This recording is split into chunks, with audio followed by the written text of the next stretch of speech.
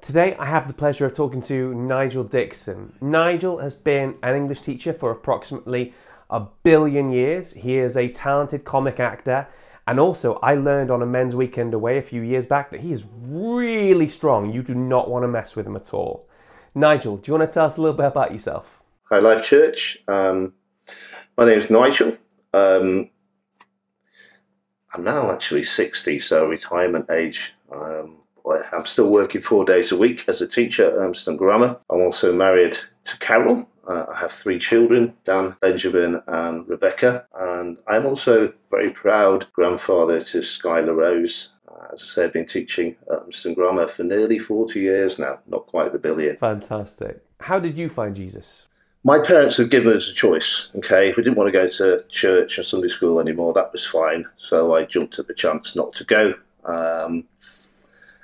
And actually, it was whilst I was at the grammar school that I kind of met unbelief for the first time, and it was quite shocking because having been to Sunday school, as I say, I just took belief for granted. And then one of my grammar school friends got a bit tasty with his language. I'm not saying that I had the cleanest mouth in the world back in those days, but I was shocked. I just said, "There is a God up there, you know," and he laughed. And for him, it was like I still believed in Father Christmas. It was something ridiculous as far as he was concerned. And that, I guess, led me on a journey of exploration. One of my friends kept badgering me to go to Christian Fellowship. I really wasn't interested. I thought it was people who were a bit sissy and didn't like football and stuff like that. But he got me to go. And over the years, from a position of thinking that if the good in your life outweighs the bad, you're going to get to heaven. And if it doesn't, then you'll probably go to the other place. I suddenly realised it was nothing to do with me at all. It was all to do with grace. Exactly when that happened, I do not know. But by the time I was confirmed at 15, my confirmation was a genuine thing.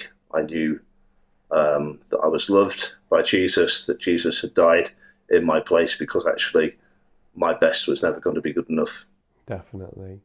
So how would you say being a Christian affects your life now? It's interesting, one of the things we talked about a life group recently is the whole business of guilt. And I think I can safely say, not because I never do anything wrong, but because I keep short accounts. I don't carry burdens of guilt around with me. It is surprising when you get into conversations, often with people who would claim to be Christian, that they carry around a whole load of guilt. I mean, as being a teacher, actually, I took a group of year 9s to the Buddhist Centre in Manchester, and the guy who was speaking there said he came from a Catholic background, and all that his Catholic religion had given him was guilt. And I had to hold my tongue.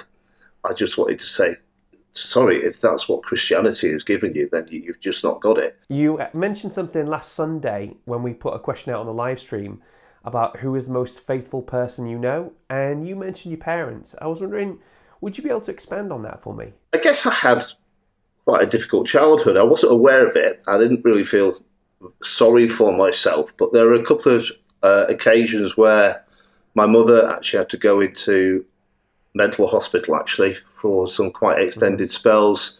I was looked after by different grandparents, one time my father's side, another time my mother's side. And in all that time, my father was just brilliant with us as kids, but also particularly with my mum, who effectively became a different person. Certainly the person I remember before those bouts of mental illness was a much gentler, easier person to know. She did actually become, shall we say, somebody who spoke her mind much more readily. And that might have been part of the issue. She held too much in. And then after that, she spoke things as she saw them, and was not quite the gentle mother I remember. But my father always remained completely loyal to her. He nursed her then through 2 bouts of cancer, as well as further mental breakdowns. And he just exhibited to me a husband's faithfulness to his wife, but also the father's faithfulness. He was a brilliant dad. Both my brother and I were really interested in football. My dad was not that interested, really, but he was the one who ran the Sunday football team. Another, perhaps more experienced, more interested dads would leave their kids in his care whilst they went off to do whatever they did. But he was, very faithful to us and followed our interests through, even when they weren't necessarily his. So faithfulness, both as a father and a husband. Listen, thank you for sharing that. That must have taken a lot out of you. And I think it's really great to hear about good examples of people who are good fathers and good husbands. I really appreciate that. Last thing, and this is purely for my own edification, this is my thorough abuse of power section, but you've been in a few plays that we've done. What is your favourite play? Probably Hamlet. I studied that at A level. Really? I just found it actually life-changing because I was a ditherer. There have been various times in my life where I just felt, I can't keep dithering. I need to make a decision for better or worse. If I don't do anything, then nothing will happen. But if I'm going to do something about the situation, I do actually need to take a step. So I think having read Hamlet at the tender age of 17 made me a much more decisive. That is awesome. I've been writing on Hamlet fairly recently, and I think the thing I got out of it was the importance of forgiveness and being able to sort of just put things to one side and move on. There's not a lot of that in the play, though, is there? There is not a lot. I learned from Hamlet's bad example on that one. Right, there we go, yeah. Listen, Nigel, I really appreciate you talking to us today. Thank you so much for taking the time. Thank you, Giles. It's been a pleasure.